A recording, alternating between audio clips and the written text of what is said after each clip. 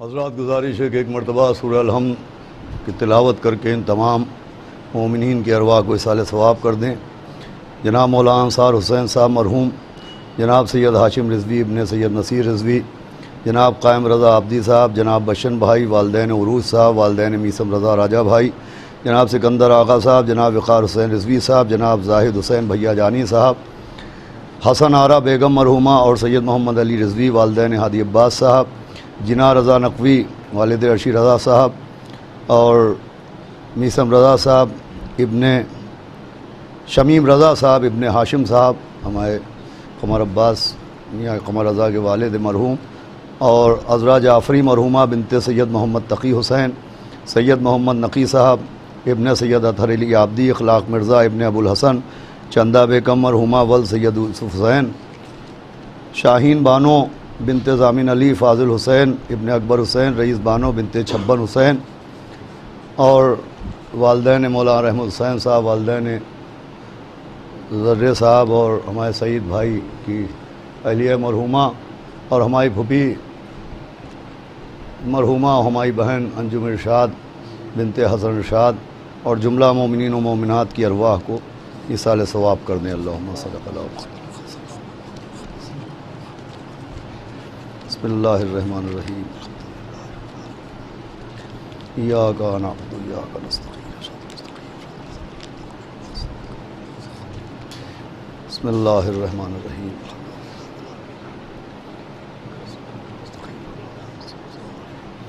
فاتحہ۔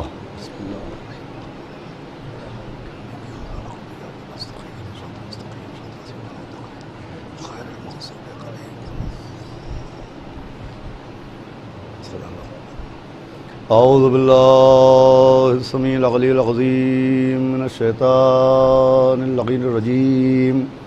بسم اللہ الرحمن الرحیم۔ الحمدللہ رب العالمین، الصلاۃ والسلام علی سیدنا و نبینا و شفیعنا و طبیب قلوبنا و مولانا مقتدانا بالقاسم محمد آلہ الطیبین الطاہرین المعصومین ولعنۃ اللہ علی اعدائہم اجمعین من یومنا ھذا الی یوم الدین۔ اما بعد فقد قال اللہ سبحانہ تبارک و تعالی فی القرآن المجید والفرقان الحمید۔ بسم اللہ الرحمن الرحیم۔ وَلَقَدْ تَرَكْنَاهَا آیَةً فَهَلْ مِن مُدَّکِرٍ۔ ایک صلوات پڑھ دے محمد اور حضرات آپ سے گزارش ہے عمومی طور پر تمام مومنین کی صحت کے لیے جو بیمار ہیں، خصوصی طور پہ ہمارے نقوی صاحب جو چھپرا بہار کے رہنے والے ہیں اور ساتھ سرفراز گنج میں مقیم ہیں، اس وقت پٹنہ میں زیر علاج ہیں۔ آپ حضرات چوتھے امام حضرت سید سجاد علیہ السلام کے صدقے میں ان کے لیے اور کل مومنین کے لیے ہمارے محسن جعفری صاحب کی صحت کے لیے بھی دعا فرمائیں۔ صلوات پڑھیں محمد و آل محمد۔ اور ہمارے مولانا میثم زیدی صاحب کے لیے بھی آپ حضرات دعا کریں کہ حضرت عابد بیمار کے صدقے میں اللہ ان کو شفائے عاجلہ عطا فرمائے۔ ایک صلوات اور پڑھ دیں محمد و آل محمد۔ حضرات عزاداران سرکار سید الشہداء اور سوگواران حضرات اسیران کربلا و طفیل چہاردہ معصومین علیہ السلام، اور خصوصاً معصوم عالم حضرت بطول بنت رسول جناب فاطمۃ الزہرا سلام علیہا، حسینی اکادمی کے زیر اہتمام منعقد ہونے والے اس قدیم خمسہ مجالس کو اس سال حالات کی بنیاد پر روضہ کاظمین کے سبززار پر منعقد ہونے کے بجائے آن لائن نشر کیا جا رہا ہے، اور آپ حضرات آج مسلسل چوتھا روز ہے۔ سبب عذاب اور ذریعہ نجات کے عنوان سے ایک گفتگو کو سماعت کرتے ہوئے میں روزانہ آپ کے سامنے بتوفیق اہل بیت اطہار علیہ السلام سورہ قمر کی ایک آیہ کریمہ کو تلاوت کرنے کا شرف حاصل کر رہا ہوں، جس آیت میں اللہ نے ابتدا میں سورہ قمر میں حضرت نوح کے زمانے کا ذکر کیا، اور عذاب کے آنے کا ذکر کیا اور جناب نوح کے کشتی نجات بنانے کا ذکر کیا، اور یہ تمام عذاب و عتاب کے تذکروں کے بعد اللہ نے ایک عجب لہجے میں آواز دی کہ ہے کوئی جو ان سے نصیحت حاصل کرے۔ میں روزانہ عرض کر رہا ہوں کہ قرآن میں جو عذاب کا تذکرہ ہے، عتاب کا تذکرہ ہے، کہیں قوم سمود پہ عذاب آ رہا ہے، کہیں قوم شعیب پہ عذاب آ رہا ہے، کہیں قوم عاد پہ عذاب آ رہا ہے، کہیں بنی اسرائیل پہ عذاب کا ذکر ہے، تو یہ جو عذاب کا ذکر ہے تو قرآن کی اس آیت کے اس فقرے کی روشنی میں یہ عذاب کا ذکر صرف تلاوت کے لیے نہیں ہے بلکہ انسان کی نصیحت کے لیے ہے، کہ انسان متوجہ ہو کہ یقیناً اللہ رحمان الرحیم ہے، لیکن ایک منزل وہ بھی آتی ہے کہ وہ رحمان الرحیم سے جبار و قہار بھی ہو جاتا ہے، اور اس کا غضب عذاب کی شکل میں لوگوں پر نازل ہوتا ہے۔ تو ان تذکروں کو پڑھنے کے بعد انسان کو اپنے گناہوں سے توبہ کرنا چاہیے اور عذاب سے پناہ مانگنا چاہیے، اور ساتھ ساتھ اسباب عذاب پر غور بھی کرنا چاہیے، اس لیے کہ قرآن میں جن قوموں پر عذاب کا ذکر ہے وہ کوئی معمولی قومیں نہیں تھیں، وہ اپنے دور کی ترقی یافتہ قومیں تھیں، صاحبان ثروت اور صاحبان دولت قومیں تھیں، مشہور ترین قومیں تھیں، ایسی قومیں تھیں کہ جن میں فرعون کے جیسے بادشاہ موجود تھے، جس میں حامان جیسے صاحبان ثروت موجود تھے، جن میں قارون جیسے صاحبان دولت موجود تھے، جن میں بلم باور جیسے صاحبان علم اعظم موجود تھے۔ ایسی قوموں پر عذاب نازل ہوا جس میں ایسی بڑی بڑی شخصیتیں تھیں، فرعون کی حکومت تھی اور قارون کا خزانہ تھا اور بلم باور جیسا صاحب علم تھا، ان پر بھی عذاب نازل ہوا، اور سب سے بڑھ کے بنی اسرائیل پر مسلسل عذاب نازل ہوئے۔ کل کی مجلس میں نے عرض کیا کہ سب سے زیادہ اسی قوم کے اوپر جسے بنی اسرائیل کہتے ہیں، جسے قوم موسیٰ کہتے ہیں، اللہ نے اس قوم کے اوپر مسلسل عذاب نازل کیے۔ حالانکہ بنی اسرائیل پر کل کی مجلس جن حضرات کے ذہن میں ہوگی، جنہوں نے یوٹیوب چینلز اور ٹی وی کے ذریعے ملاحظہ کیا ہے، ان کے ذہن میں یہ بات محفوظ ہوگی کہ بنی اسرائیل پر اللہ نے سب سے زیادہ رحم و کرم بھی فرمایا ہے۔ آسمان سے کھانا بھی انہی کے لیے نازل کیا، دریا پر راستہ بھی انہی کے لیے بنایا، پتھر سے چشمہ بھی انہی کے لیے جاری فرمایا، فرعون سے نجات بھی انہی کو عطا کی۔ مگر سب سے زیادہ عزیزان گرامی عذاب و عتاب بھی بنی اسرائیل پر نازل ہوئے۔ اس کا ایک سبب میں نے کل بیان کیا تھا اور دوسرا سبب میں آج بیان کرتا ہوں۔ کل سبب یہ تھا کہ جو بنی اسرائیل پر عذاب نازل ہوا تو صرف بے عملی کی وجہ سے عذاب نازل نہیں ہوا تھا، بے ادبی کی وجہ سے عذاب نازل ہوا۔ آپ متوجہ فرما رہے ہیں، کل کی گفتگو مکمل ہو چکی ہے کہ وہ بے عمل ہونے کے ساتھ ساتھ بے ادب تھے۔ اور دوسرا سبب عزیزان گرامی یہ ہے کہ جو بنی اسرائیل پر اللہ نے عذاب نازل کیا، جو قوم موسیٰ پر عذاب نازل کیا، اس کا ایک سبب یہ تھا کہ اس قوم میں، یہ جملہ بہت غور سے سنیے گا اور یہیں سے گفتگو کا آغاز ہوگا، کہ اس قوم میں خدا پسندی کم تھی اور خود پسندی زیادہ تھی۔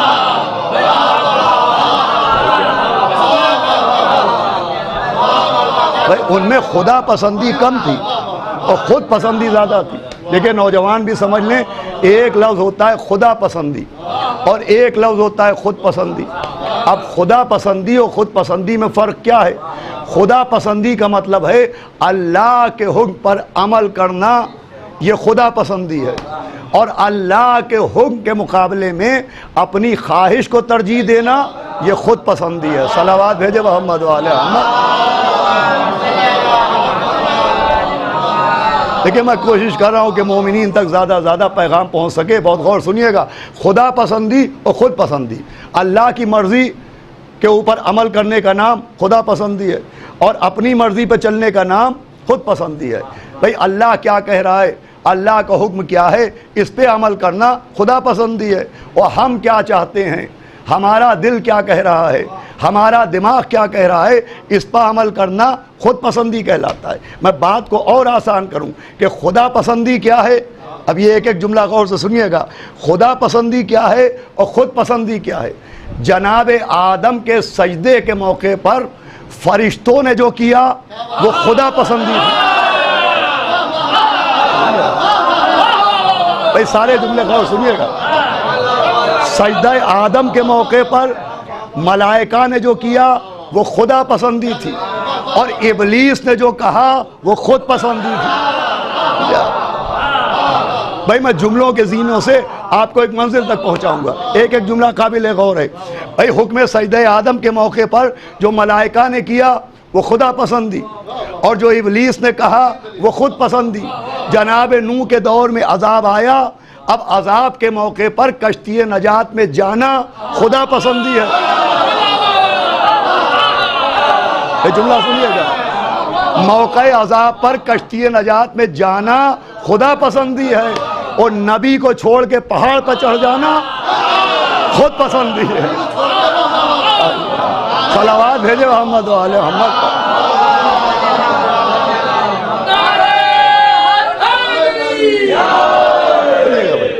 جملے بڑے قابل غور ہیں، لیکن ابھی بات مکمل نہیں ہوئی ہے۔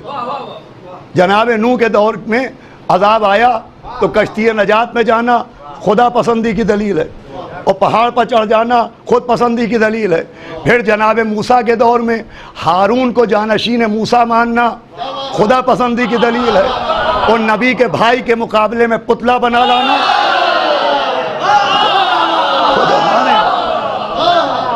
بھائی ابھی جملے باقی ہیں، خود پسندی کی دلیل ہے۔ جناب عیسیٰ کو خدا کا نبی ماننا خدا پسندی ہے، ان کو خدا کا بیٹا ماننا خود پسندی ہے۔ آخری رسول کو اللہ کا نور ماننا خدا پسندی ہے، انہیں اپنا جیسا بشر ماننا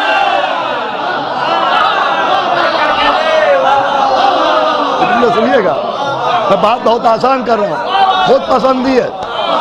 بھائی نبی کو نور ماننا خدا پسندی ہے، نبی کو اپنا جیسا بشر ماننا خود پسندی ہے۔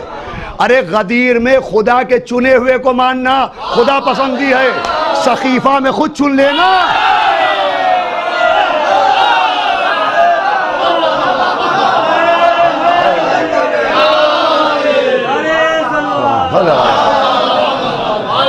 یہ بات آسان ہو رہی ہے نا۔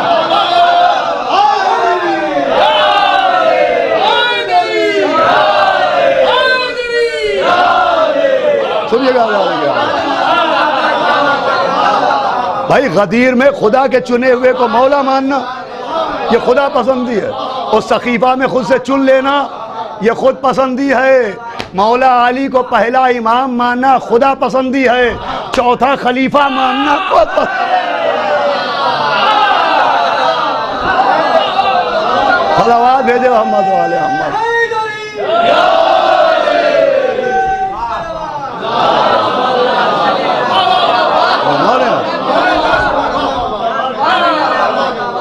تو بھائی خود پسندی سبب عذاب بنتی ہے، خدا کی پسند پر عمل کرنا ذریعہ نجات بنتا ہے۔ تو جو ہمارے یہاں ذریعہ نجات کیا ہے؟ جو خدا چاہے اس کو ماننا ذریعہ نجات ہے، اور مقابلے میں خدا کے حکم کے مقابلے میں خود پسند کر لینا، خود کسی کو چن لینا، یہ سبب عذاب ہے۔ دیکھیں بنی اسرائیل پر جو عذاب آیا اس کا سبب یہی تھا کہ انہوں نے خدا کی پسند کے مقابلے میں اپنی پسند کو ترجیح دی۔ بھائی پڑھے لکھے لوگ گواہی دیں گے، خدا کی پسند یہ تھی کہ وہ آسمان کے کھانے کھائیں، ان کی پسند یہ تھی کہ وہ زمین سے اگائیں۔ ہمارے یہاں بھیا تفسیر قرآن ہے، خدا کی پسند یہ تھی کہ وہ آسمان کے کھانے کھائیں، ان کی پسند یہ تھی کہ وہ زمین سے اگائیں۔ خدا کی پسند یہ تھی کہ وہ دریا پر ایک راستے سے جائیں، ان کی پسند یہ تھی کہ الگ الگ راستے بنائے جائیں۔ اور جو ہمارے یہاں خدا کی پسند یہ تھی کہ پتھر سے ایک چشمے کا پانی پئیں، ان کی پسند یہ تھی کہ الگ الگ چشمے جاری فرمائے جائیں۔ دیکھیں بھائی خدا کی پسند کے مقابلے میں بنی اسرائیل کی ضد ہی یہی تھی کہ ادھر سے کوئی حکم آیا ادھر انہوں نے اپنی تجویز پیش کی، اپنی پسند پیش کی۔ اب دیکھیں دور موسیٰ میں، قوم موسیٰ میں، بنی اسرائیل میں خدا کی پسند کیا تھی؟ خدا کی پسند یہ تھی کہ ان کا بنایا ہوا نبی معصوم کلیم اللہ کوہ طور پر آئے اور وہ اللہ کی آواز سنے، وہ اللہ کی آواز سن کے قوم کو سنائے۔ توجہ فرمائیے گا بھائی، بڑی نازک بات ہے۔ خدا کی پسند یہ تھی کہ موسیٰ آواز سنے اور آواز سن کے اللہ کا پیغام قوم کو سنائیں، لیکن قوم کی خود پسند یہ تھی کہ وہ ضد پاڑ گئے کہ ہم بھی سنیں گے۔ توجہ فرمائیے گا، وہ ضد پاڑ گئے کہ ہم خود سنیں گے۔ پوری توجہ فرمائیے گا. خدا کی پسند کے مقابلے میں خود پسند کیا کہ ہم بھی آواز سنیں گے, ہم بھی اللہ کا کلام سنیں گے. اب تفسیر قرآن سنا رہا ہوں. جب موسیٰ نے کہا پالنے والے یہ کہہ رہے ہیں کہ ہم بھی سنیں گے, تو کہا اچھا ان کو سننا ہے تو ان میں سے چھانٹ کے لاؤ, سب کو نہ لاؤ. پوری توجہ رکھیے گا. اب جناب موسیٰ کی قوم کی تعداد تھی 7 لاکھ. انہوں نے 7 میں سے 70 کو چنا, 70,000 کو چنا. اللہ نے کہا اور گھٹاؤ. انہوں نے 70,000 میں 7,000 کو چنا. اللہ نے کہا اور گھٹاؤ. 7,000 میں موسیٰ نے 700 کو چنا, کہا ان کو اور گھٹاؤ.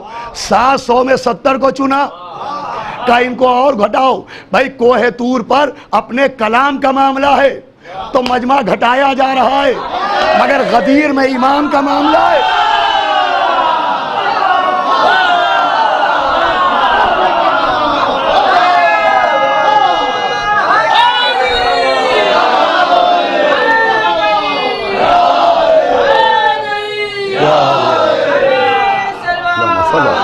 غور کر رہے ہیں آپ, دیکھ رہے ہیں بھائی وہاں اپنے کلام کا معاملہ ہے, مجمع گھٹایا جا رہا ہے. یہاں غدیر میں امام کا معاملہ ہے, آگے والوں کو پیچھے بلایا جا رہا ہے, پیچھے والوں کو آگے لایا جا رہا ہے. 1.25 لاکھ کا مجمع بلایا جا رہا ہے. میں کہوں گا پالنے والے یہ کیا معاملہ ہے؟ اپنے کلام کے لیے کہا گھٹا کے لاؤ, اور وہاں کہا کہ حی علی خیر العمل, وہاں بلایا جا رہا ہے. یہ کیا معاملہ ہے؟ تو سنیے گا, معاملہ یہ تھا کہ جو اللہ کا کلام موسیٰ سنتے تھے وہ موسیٰ کی فضیلت تھی. بھائی کلام سننا موسیٰ کی فضیلت ہے, مگر اعلان ولایت علی کی فضیلت کا نام نہیں ہے, کائنات کی ضرورت کا نام.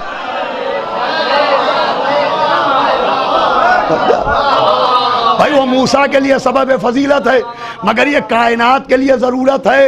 اس لیے نبی نے اعلان کے بعد کہا تھا کہ حاضرین پر واجب ہے کہ وہ غائبین کو بھی بتائیں.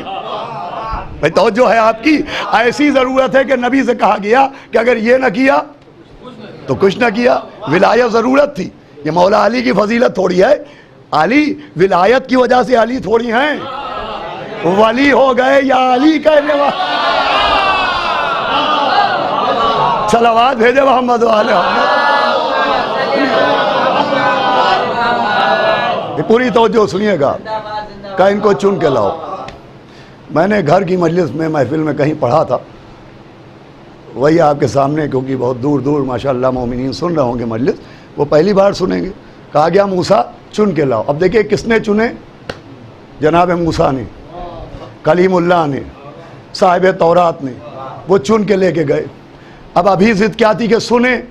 اب جو آواز سنی تو وہاں پہ پھر اڑ گئے, کہ خالی سن کے نہیں مانیں گے, دیکھیں تو مانیں. یہ کس نے کہا؟ جن کو موسیٰ نے چنا.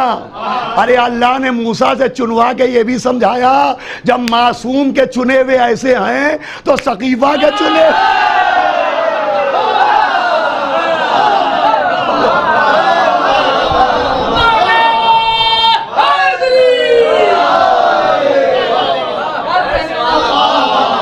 سنیے گا ایک معذور خاص, موسیٰ کے چنے ہوئے تو بھی معصوم کے چنے ہوئے کیسے ہوں گے؟ انہوں نے کہا سنے تو مانے, دیکھے تو مانے. یہ ہے خود پسندی, یہ ہے خود پسندی کہ سنے تو مانے, دیکھے تو مانے. بھائی خود پسندوں کی 2 پہچانیں ہیں. بھائی جملہ دینا چاہتا ہوں, نتیجہ خود پسندوں کی 2 پہچانیں ہیں. ایک سننے کی ضد کرتے ہیں, ایک دیکھنے کی ضد کرتے ہیں. اب سمجھ میں آیا غدیر میں نبی نے کیا کیا؟ بھائی من کن تو مولا سنا بھی دیا, علی کو ہاتھوں پر اٹھا کے دکھا دیا, اور سمجھا بھی دیا کہ اس مجمع میں صرف خدا پسند نہیں بیٹھے ہیں, خود پسند بھی بیٹھے. صلوات بھیجو محمد والے.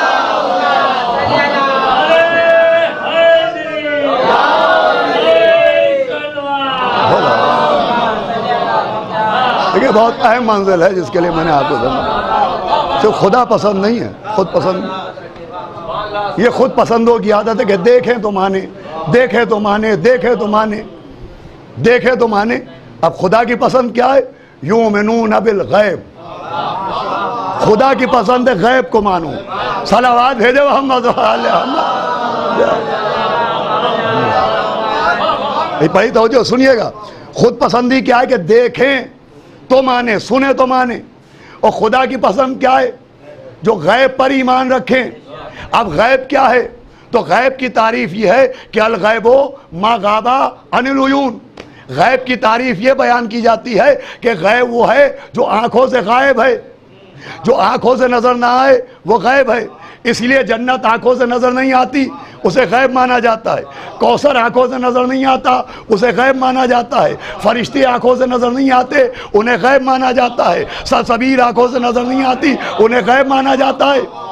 الغیب, بھئی یہ ذرا وزنی بات ہے, الغیب ما غاب عن العیون, جو آنکھوں سے غائب ہو وہ غیب کہلاتا ہے. جنت آنکھوں سے غائب, غیب.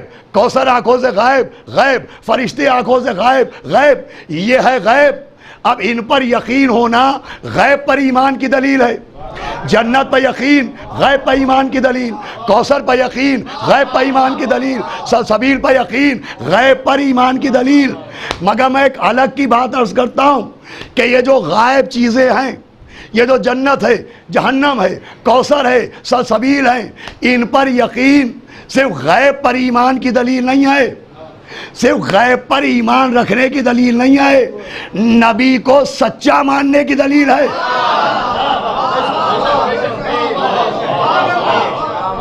بھئی یہ بات پہنچ جائے. اس لیے کہ جتنی غائب باتیں ہم مانتے ہیں یہ اپنی تحقیق سے نہیں مانتے, یہ نبی کی تصدیق سے مانتے ہیں. ہم نے جنت نہیں دیکھی, نبی نے کہا مانو, ہم نے مان لی. ہم نے کوثر نہیں دیکھا, نبی نے کہا مانو, ہم نے مان لیا. تو جو نبی نے نہیں دکھایا اس کو ماننا نبی کو سچا ماننے کی دلیل ہے. بھائی جیسے چاند ہم نے نہیں دیکھا لیکن دو لوگوں نے کہا چاند ہو گیا, بھائی توجہ فرمائیے گا, اور ہم نے چاند مان لیا, تو یہ صرف چاند کو ماننے کی دلیل نہیں ہے, جن کے کہنے سے مانا انہیں عادل ماننے کی دلیل ہے. توجہ رکھیے گا. تو جنت ہم نے نہیں دیکھی, کوثر ہم نے نہیں دیکھا, فرشتے ہم نے نہیں دیکھے, نبی کے کہنے سے مانے تو یہ نبی کو سچا ماننے کی دلیل ہے. تو جو نبی نے نہیں دکھایا اس کو ماننا نبی کو سچا ماننے کی دلیل ہے. تو جسے دونوں ہاتھوں پر اٹھا کے دکھایا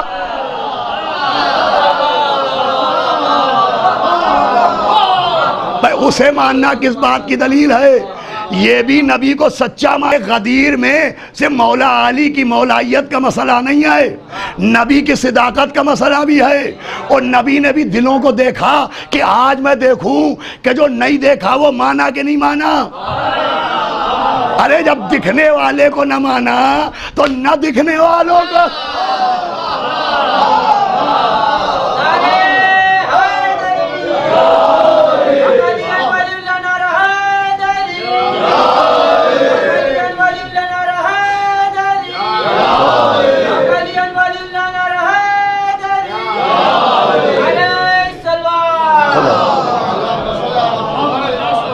دیکھیں ایک بہت خاص منزل ہے اور مولا کے صدقے میں ایک خاص تحفہ ہے جو مومنین کی سماعتوں کے حوالے کیا جائے گا. غدیر کا انکار صرف مولا علی کی ولایت کا انکار نہیں ہے, نبی کی صداقت کا بھی انکار ہے. کہ ایک طرف جو نہیں دکھایا اس کو مان لیا, ایک طرف جسے ہاتھوں پر اٹھا کے دکھایا اسے نہیں مانا. تو عزیزان گرامی, اللہ کو پسند ہے کہ غیب پر ایمان لاؤ. غیب پر ایمان رکھنا خدا پسندی ہے, اور دیکھنے کی ضد کرنا یہ خود پسندی ہے. بھائی عذاب جو آتا ہے وہ خود پسندی کی بنیاد پر آتا ہے. اب جو سب سے اہم آج کا تحفہ ہے, آخری منزل ہے جس کے لیے میں آپ کی توجہ چاہتا ہوں. بھائی خود پسندی اللہ کو ہرگز پسند نہیں. اس کا ایک واضح سا ثبوت یہ ہے کہ اگر خود پسندی اللہ کو پسند ہوتی تو خودکشی حرام نہ ہوتی.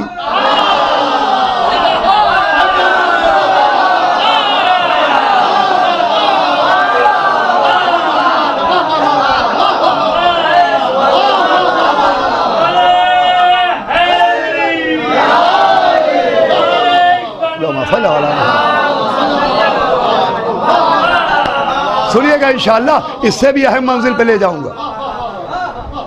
خودکشی کیوں حرام ہے؟ خودکشی میں کیا ہوتا ہے؟ ایک آدمی نے خودکشی کی، کیا ہوتا ہے کہ مر جاتا ہے، اسے موت آتی ہے. تو موت کسے نہیں آئے گی؟ قرآن کہہ رہا ہے بسم اللہ الرحمن الرحیم کل نفس ذائقۃ الموت، ہر نفس کو موت کو آنا ہے. اسے بیفور ٹائم آ گئی، کیا پریشانی؟ صلوات بھیجے محمد. بھئی بیفور ٹائم آنا، لیٹ ہونے میں پریشانی ہوتی ہے اسٹیشن پہ کہ ٹرین لیٹ ہے. اگر بیفور ٹائم آ جائے تو چہرے کتنے کھل جاتے ہیں. تو جو ہمارے آپ خود ذاکر بیفور ٹائم آ جائے کہیں مجلس پڑھنے، صلوات بھیجے محمد. تو خودکشی حرام کیوں ہے مجھے بتائیے؟ ارے بھئی موت تو سب کو آنا ہی ہے، اس کو ہی موت آ گئی. بیماری میں آدمی مرا، اللہ ناراض نہیں ہوا. ایکسیڈنٹ میں مر گیا، اللہ ناراض نہیں ہوا. حادثے میں مر گیا، اللہ ناراض نہیں ہو گیا. ایک آدمی پھانسی کے پھندے پر خود سے لٹک گیا، کہا جا رہا ہے اس کی موت حرام ہے. کیوں؟ ارے بھائی موت آئی، کہا ہماری مرضی سے نہیں آئی ہے، اپنی پسند سے آئی ہے. کیا بھائی اللہ چاہتا ہے کہ مرنا بھی تو اپنی پسند سے نہیں، ہماری پسند سے. بھائی یہ جملہ بہت قیمتی ہے. دنیا سمجھے کہ جسے اپنی پسند سے مرنا پسند نہیں ہے، اسے اپنی پسند والوں کا جینا کیا پسند.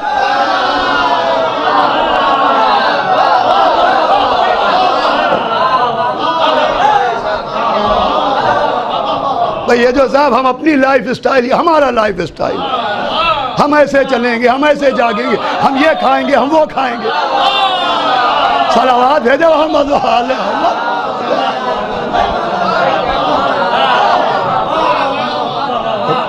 میں بالکل انوکھی اور نئی باتیں آپ کے سامنے عرض کر رہا ہوں. یہ جو اللہ نے اسلام بھیجا ہے، یہ اسلام نہیں، لائف اسٹائل ہے کہ اپنی پسند سے زندگی نہ گزارنا، ہماری پسند سے زندگی گزارنا. موت بھی ہمارے حکم سے آئے گلے لگانا، خود پھندے کو گلا نہ لگانا. صلوات بھیجے محمد. یعنی خود سے جان دینا یہ خود پسندی ہے، کوئی اللہ کو پسند نہیں. اب بہت اہم بات ہے، ابھی مصائب نہیں ہے لیکن بہت قابل غور بات ہے. ہمارے نوجوان جہاں جہاں سنیں، یہ ان کے لیے مولا کے صدقے میں ایک تحفہ ہے. اس لیے کہ ایک اعتراض ہوتا ہے کہ صاحب خود سے جان دینا حرام ہے، خودکشی کرنا حرام ہے. جب مولا علی کو معلوم تھا کہ ابن ملجم ان کا قاتل ہے اور وہ مسجد میں سو رہا ہے، تو مولا علی مسجد میں کیوں گئے؟ جب امام حسن کو معلوم تھا کہ جودہ بنت اشعث ان کی قاتلہ ہے، تو اس سے شادی کیوں کی؟ جب امام حسین کو معلوم تھا کہ کربلا میں جان چلی جائے گی، بہت قیمتی بات ہے، تو امام حسین خود کیوں گئے؟ ایک طبقہ اعتراض کرتا ہے کہ صاحب اسے آپ شہادت کیوں کہتے ہیں؟ یہ تو خود انہوں نے جان بوجھ کے معاذ اللہ اپنی جان دے دی، اس کو شہادت کیوں کہتے ہیں؟ معاذ اللہ خود سے جان دینے کو اللہ منع کر رہا ہے. تو جب امام حسین کو معلوم تھا کہ کربلا میں کیا ہوگا، تو وہ کیوں چلے گئے اپنے گھر والوں کو لے کے؟ اس لیے کہ خود سے جان دینے کی اجازت تو ہے نہیں. ہم کہیں گے کہ قرآن پڑھیے، قرآن کا ایک منظر دیکھیے کہ قرآن میں 2 معصوم نبی ہیں اور ایک ان میں سے جان لینے پر تیار ہے.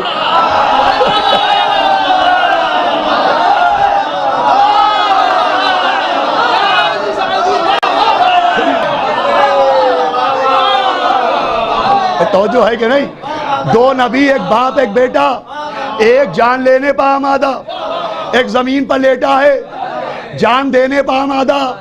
ارے بھائی جیسے خود سے جان دینا حرام ہے، ویسے ہی جان لینا بھی تو حرام ہے. بھائی صلوات بھیجا محمد.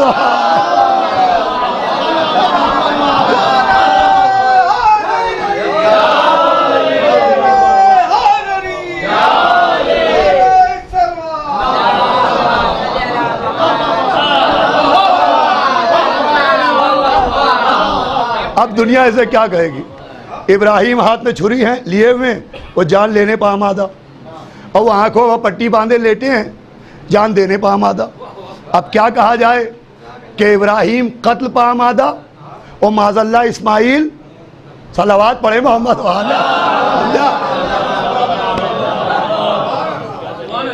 بھائی کیا کہا جائے گا؟ لفظیں مجھے سمجھائی جائیں. اب کون سی لفظیں یہاں لائی جائیں؟ اسماعیل کاہے پہ آمادہ ہیں؟ معاذ اللہ لفظ خودکشی لایا جائے کہ اسے خودکشی نہیں کہیں گے، اسے قربانی کہیں گے، کیونکہ اسماعیل جو جان دینے پر تیار نہیں ہیں، یہ خود سے تیار نہیں ہیں، حکم خدا سے تیار ہے۔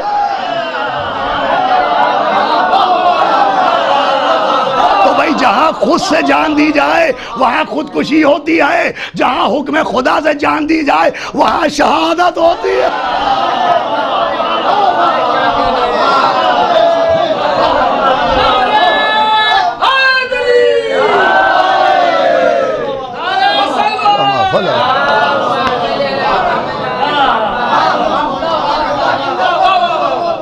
بھائی جہاں حکم خدا ہو، وہ ابراہیم کو خواب میں حکم دیا اسماعیل کے لیے، تو یہ جان دینے پر یہ خودکشی نہیں کہلائے، یہ قربانی۔ ابھی بات اور آگے،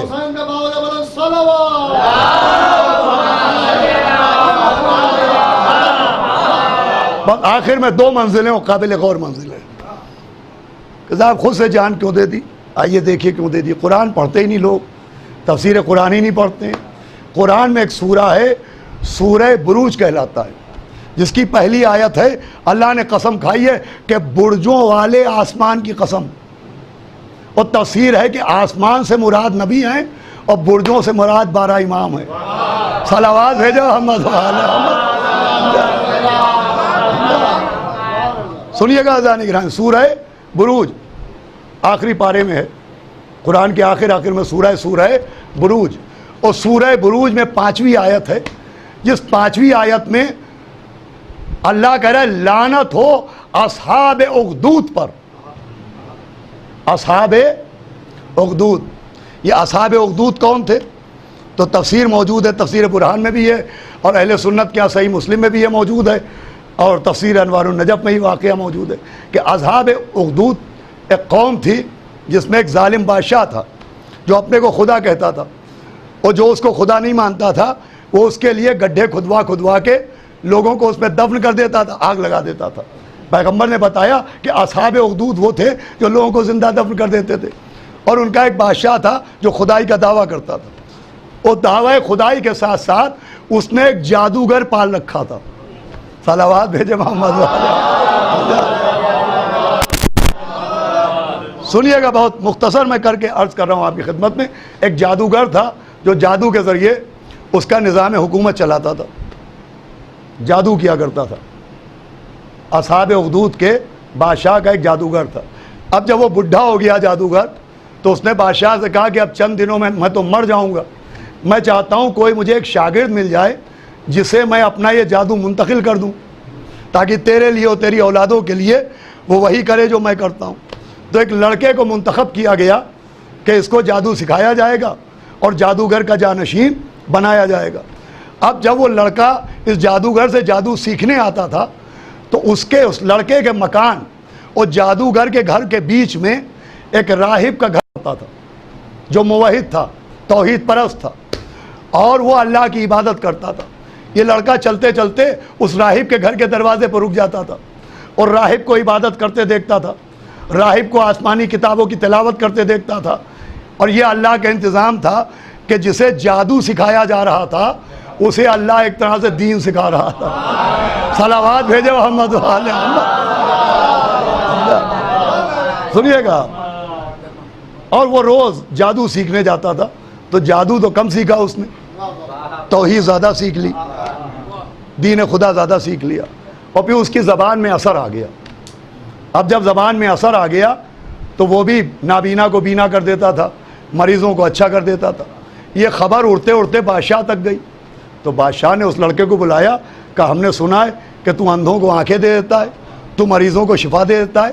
تو اس لڑکے نے کہا میں نہیں دیتا ہوں، میرا خدا شفا دیتا ہے۔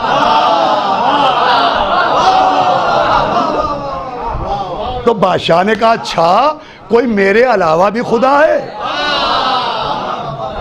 تو لڑکے نے کہا ہاں ہے، جو میرا بھی خدا ہے اور تیرا بھی خدا ہے۔ صلوات بھیجے محمد وآلہ محمد۔ سنیے گا، بہت غور سنیے گا۔ اس لڑکے نے کہا وہ خدا میرا بھی ہے تیرا بھی ہے۔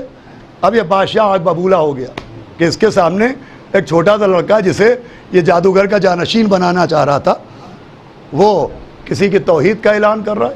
تو بادشاہ نے کہا اسے پہاڑ پر لے جاؤ اور سب سے اونچے پہاڑ سے ایسا پھینکو کہ اس کی ہڈیاں چور چور ہو جائیں.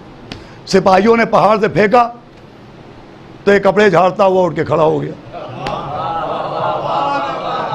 بادشاہ نے کہا جاؤ سمندر میں لے جاؤ, ایسی جگہ ڈبو کہ وہاں سے کوئی بچانے والا نہ ہو. تو اب جب کشتی میں سپاہی لے گئے تو سب ڈوب گئے, یہ پھر نکل آئے. بادشاہ کو بڑی حیرت ہوئی, کہا تو مرا نہیں؟ کہ مجھے کون مارنا چاہ رہا ہے؟ کہ میں مارنا چاہ رہا ہوں. کہا تو نہیں مار سکتا ہے مجھے, میں جس کو خدا مانتا ہوں زندگی بھی اسی کے ہاتھ میں ہے اور موت بھی اسی کے ہاتھ میں. صلوات بھیجے محمد والے محمد.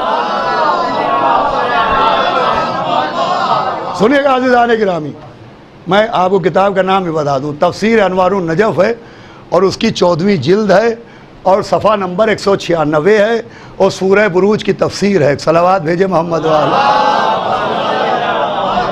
سنیے گا, اس لڑکے نے کہا زندگی و موت تیرے ہاتھ میں نہیں ہے, تو مجھے مار نہیں سکتا, مجھے مارے گا تو خدا مارے گا. اور پھر اس لڑکے نے کہا تو دیکھنا چاہتا ہے کہ موت اسی کے ہاتھ میں؟ کہاں دیکھنا چاہتا ہوں. کہا تو میں اب تجھے بتاتا ہوں کہ میں کیسے مر سکتا ہوں. اب میں تجھے بتاتا ہوں کہ اگر تو مجھے مارنا چاہتا ہے تو میں کیسے مر سکتا ہوں. اس نے کہا تو کیسے مرے گا؟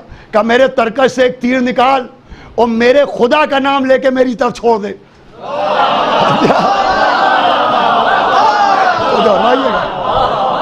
میرے ترکش سے تیر نکال اور میرے خدا کا نام اس پر لے کے میری طرف تیر روانہ کر دے. اب جو بادشاہ نے خدا کا نام لے کے تیر پھینکا تو وہ لڑکا اسی وقت شہید ہو گیا, مگر وہ جیسے ہی شہید ہوا سارا مجمع مسلمان ہو گیا.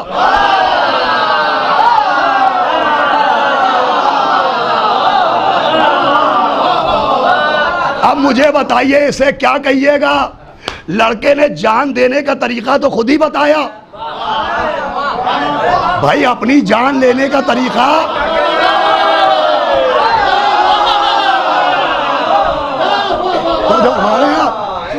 بھائی خود ہی تو بتایا طریقہ کہ میں ایسے مروں گا. اسے کیا خودکشی کہا جائے؟ کہا نہیں خودکشی نہیں ہے. کیوں؟ کہ لڑکے نے جو کیا وہ نہ دیکھیے, اس کے کرنے پر جو ہوا وہ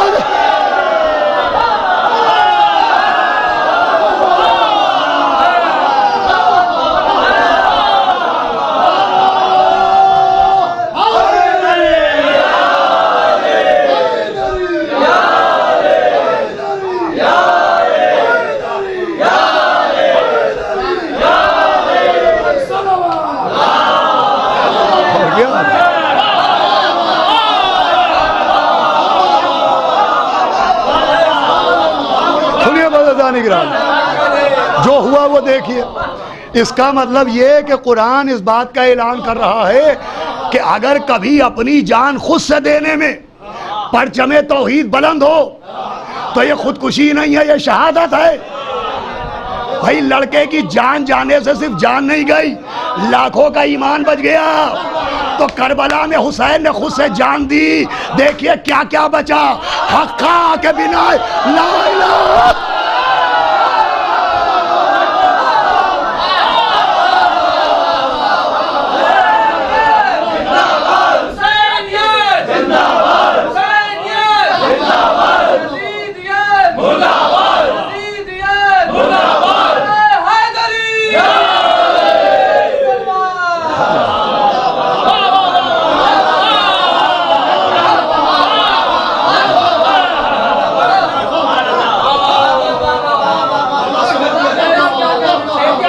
حقا کے بنا الہ الہ ہست حسین. کیا ہوا؟ امام حسین جان نہ دیتے تو آج یہ نماز ہوتی, روزہ ہوتا, یہ لا الہ الا اللہ ہوتا, یہ محمد رسول اللہ ہوتا. بس آخری بات اور اسی ضربت مصائب, جو مجلس سن رہے ہیں وہ گواہی دے. یا بابر روائے, یا امام موسیٰ کاظم, اے امام تقی جواد, اے بی بی سیدہ, حالات کچھ بھی رہے ہوں, ہم نے اپنی طرف سے آپ کی خدمت میں کوئی کمی نہیں کی ہے. جو آپ نے عطا کیا ہم سب کا سب آپ کے مجمع تک پہنچا رہے ہیں، آپ اسے قبول کیجئے گا۔ سنیے آخری بات، یہ اعتراض ہوتا ہے کہ صاحب خود سے جان دے دی، خود سے جان دے دی، معاذ اللہ خودکشی کرنا حرام۔ اب آخری بات سنیے، نہ جانے کب موقع ملے کہ نہ ملے، یہ باتیں سب تک پہنچ جانا چاہیے۔ خودکشی حرام کیوں ہے اور خودکشی اور شہادت میں فرق کیا ہے، بس سنیے گا۔ اور سب سے قیمتی بات، میرا کچھ نہیں ہے، میں جاہل ہوں، سب میری شہزادی کا صدقہ ہے، میری مالکہ کا صدقہ ہے۔ سنیے گا، خودکشی اور شہادت کا فرق یہ ہے کہ خودکشی انسان تب کرتا ہے جب مایوس ہو جاتا ہے۔ بھائی خودکشی کاہے کی وجہ سے ہوتی ہے؟ مایوسی کی وجہ سے، کہ اب انسان کو لگ رہا ہے اندھیرے ہی اندھیرا ہے، سارے راستے بند ہو گئے، تو خودکشی وہاں ہوتی ہے جہاں مایوسی ہوتی ہے، لیکن شہادت میں مایوسی نہیں ہوتی۔ بھائی خودکشی کا سبب مایوسی ہے اور شہادت کا سبب یقین بر خدا ہے۔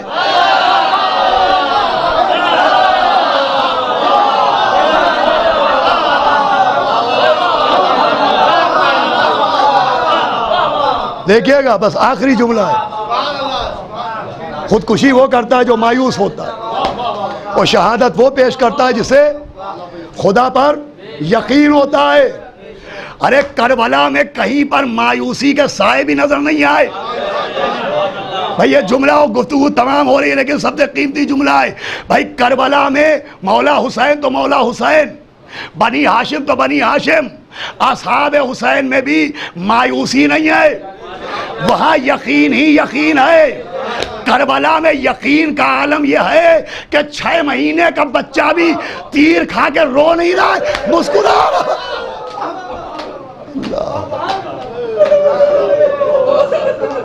کس یقین کی منزل ہے؟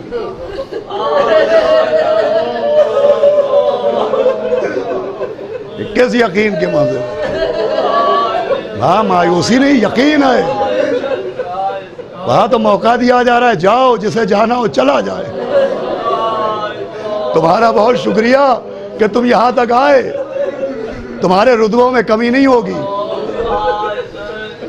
یقین کی منزل وہ ہے کہ حضرت یہ کیا کہا آپ نے، ہمارے کلیجے ٹکڑے ٹکڑے ہوئے جا رہے ہیں۔ چراغ جلائیے، اب جو چراغ جلایا یقین کی وہ منزل کہ تلواروں پر اپنے گلے رکھے، نیزے اپنے سینے سے لگائیں، کرے فرزند رسول ذرا سا ایک اشارہ کرو تو گلوں پر اتنا زور دے کہ ہماری تلواروں سے گلے کٹ جائیں، سینوں پر اتنا زور دے کہ نیزے ہماری پیٹھ سے نکل آئیں۔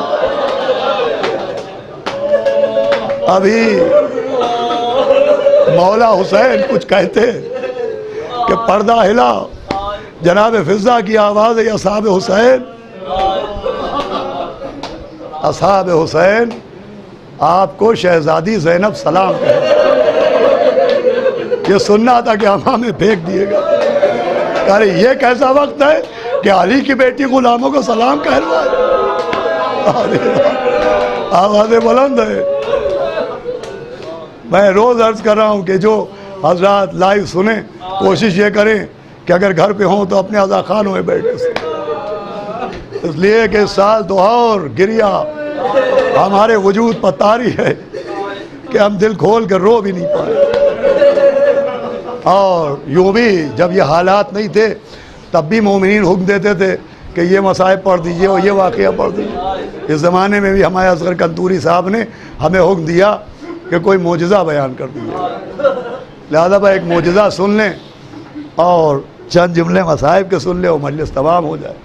معجزہ یہ ہے کہ بہار میں پٹنہ شہر میں ایک محلہ ہے، اس محلے میں مولا عباس کی ایک درگاہ ہے۔ وہ درگاہ اس لیے بنی کہ شب عاشور ایک ہندو عورت تعزیہ رکھتی تھی اور مولا حسین کی نذر دلاتی تھی۔ نہ جانے کون سا مولا نے احسان کیا تھا، لیکن ایک شب عاشور آئی کہ کوئی نذر دینے والا نہیں تھا۔ کافی دیر ہو گئی تو اس کے دل میں شک آنے لگا، اس نے تعزیے کے سامنے ہاتھ جوڑے، کہا حسین بابا کیا مجھ سے کوئی پاپ ہو گیا، کیا مجھ سے کوئی گناہ ہو گیا ہے جو اس سال کوئی نذر دینے والا نہیں آتا؟ پھر کوئی نہیں آیا تو اس عورت نے تعزیے کے سامنے ہاتھ جوڑے، کہا حسین بابا تمہیں تمہارے عباس دلاور کا واسطہ، تمہیں سکینہ کا واسطہ، تمہیں بی بی زینب کا واسطہ، تمہیں عباس دلاور کا واسطہ۔ کسی کو نظر دینے کے لیے بھیجو۔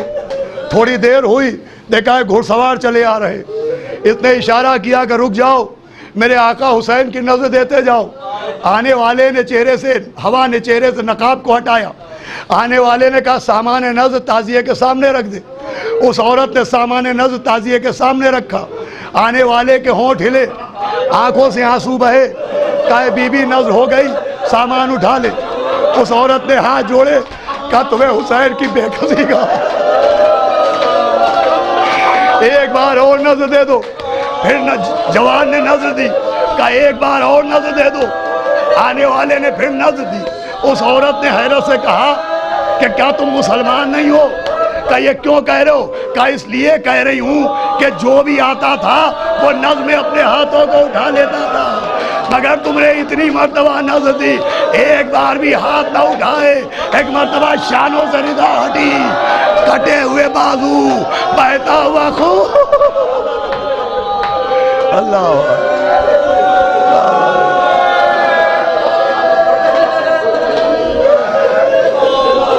3 منٹ مجلس تمام۔ آج دل چاہ رہا ہے مولا عباس کے مصائب پڑھے جائیں، اور اس سال تو روز جناب عباس یاد آئے، چاند رات سے لے کے روز جناب عباس یاد آئے۔ اور اس سال ہلکا سا امام حسین کے دل کے درد کا احساس ہوا جب تعزیہ نہیں اٹھا۔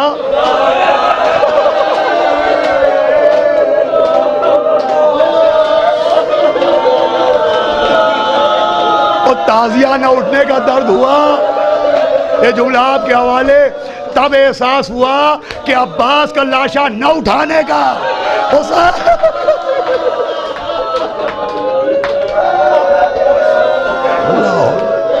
کیا درد رہا۔ جب عباس نے کہا ہوگا آقا میرا جنازہ نہ اٹھائیے، تو مولا حسین نے علم اٹھایا، مرثیہ پڑھتے ہوئے چلے یا اخی عباس الان انکسرا ظہری، عباس تمہارے مرنے سے ہماری کمر ٹوٹ ہو گیا مرنا، ستم عباس کا کرتے ہیں ماتم حرم عباس کا۔ ساری بیویوں نے جناب عباس کا ماتم کیا، ماتم جناب علی اکبر کا بھی کیا تھا، ماتم جناب قاسم کا بھی کیا تھا، ماتم جناب علی اصغر کا بھی ہوا تھا، مگر جناب عباس کے ماتم کا طریقہ بالکل الگ تھا۔ جب جناب قاسم کا ماتم ہوا تو بیویوں نے کہا واہ قاسمہ، جناب علی اکبر کا ماتم ہوا، بیویوں نے کہا واہ علی اکبرہ، مگر جب جناب عباس کا لاشا تو اٹھا نہیں تھا، وہاں عالم آیا تھا، تو بی بی زینب نے عالم کو لے کے قالین پہ ایسے لٹایا جیسے عباس کا لاشا لٹایا جا، اور اس کے بعد کہا آؤ بی بی آؤ، آؤ لبابہ آؤ، آؤ رباب آؤ، آؤ سکینہ آؤ، اور عالم کو گھیر کے ساری بیویوں نے اپنی چادریں عباس کے عالم پر ڈالی اور کہا میرے ساتھ ماتم کرو، بھائی ہونا یہ چاہیے تھا۔ آواز آتی واہ عباسہ، مگر واہ عباسہ کی آواز نہیں آئی، آواز آ رہی تھی واہ عزتہ،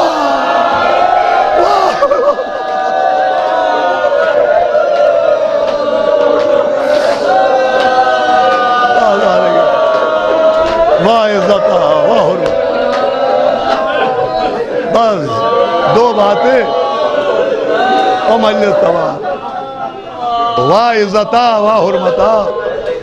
اللہ اللہ میرا مولا عباس کہ حسین جب کہ چلے بعد 2 پہر رن کو، نہ تھا کوئی جو سنبھالے لجا میں تو سکینہ جھاڑ رہی تھی ماں کے دامن کو، حسین چپ کے کھڑے تھے جھکائے گردن کو، نہ آسرا تھا کوئی شاہ کربلائی کو، فقط بہن نے کیا تھا سوار بھائی کو۔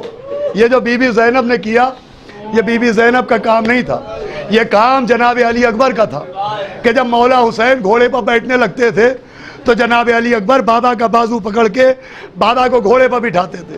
لکھا ہے کہ ایک کام جناب علی اکبر کرتے تھے اور ایک کام جناب عباس کرتے تھے۔ علی اکبر کا کام یہ تھا کہ باپ کو گھوڑے پر سوار کریں، اور جناب عباس کا کام یہ تھا کہ جب مولا حسین گھوڑے کی طرف بڑھتے تھے تو گھوڑے کی رکاب ہاتھ میں لے لیتے تھے اور امام حسین کے قدموں میں ڈال دیتے تھے۔ جو کام بیٹے نے کیا وہ بہن نے کیا، جو بیٹے کا کام تھا وہ بہن نے کیا۔ ہم نے تاریخ سے پوچھا عباس کا کام کس نے کیا؟ تاریخ نے بتایا خیمے کا پردہ اٹھا، ایک بی بی دوڑتی ہوئی آئی، رکاب کو لے کے امام کے پیروں میں ڈالا۔ ہم نے کہا یہ کون بی بی ہے؟ کہا کوئی اور نہیں ہے، عباس کی بیوہ جناب بابا۔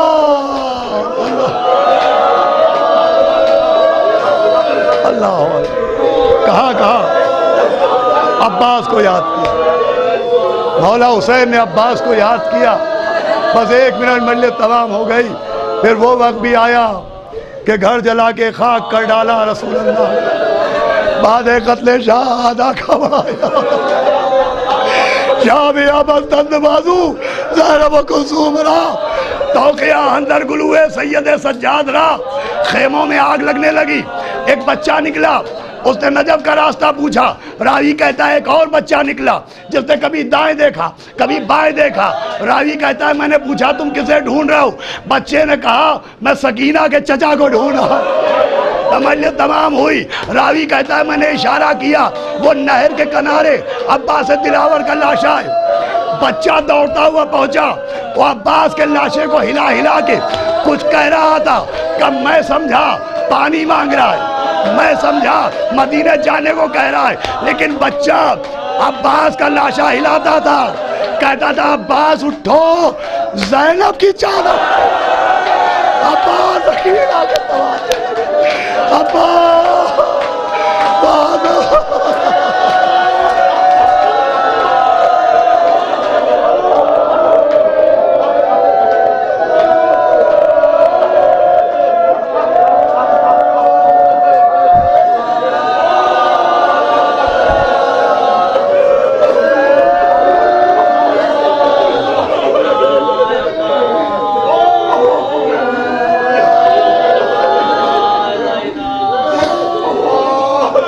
حضرات یہ اعلان بھی سماعت فرما لیں کہ جناب شانو صاحب کی اطلاع کے مطابق کل روضہ کاظمین کے سامنے 5 بجے سے 7 بجے کے بیچ میں اذا ہاسپٹل کی جانب سے ایک میڈیکل کیمپ لگے گا جس میں لوگوں کو دوا تقسیم کی جائے گی، جو حضرات چاہیں تو وہاں سے دوا لے سکتے ہیں۔ اللہم لن قد طرف